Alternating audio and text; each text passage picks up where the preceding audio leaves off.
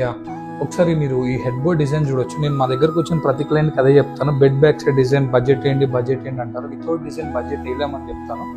Budget wise మాట్లాడుకుంటే ఈ wall ప్యానల్ని like తీసేయండి. ఈ ఒక్క back side bed back side వాల్ని 5,000 నుంచి 1 lakh 2 lakhs వరకు హైలైట్ చేసుకోవచ్చు.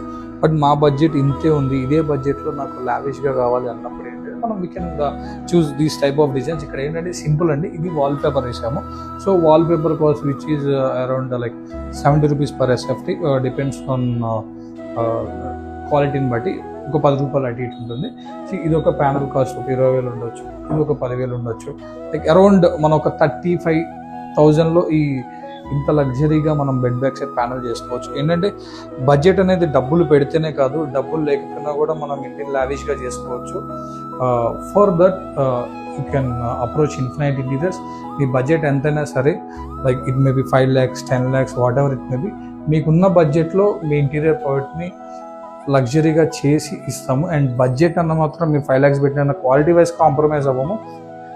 చేసుకున్న చిన్న బాక్స్ అయినా like 1 feet box 2 feet box అయినా సరే క్వాలిటీగా చేసి ఇస్తాము. ఇప్పుడు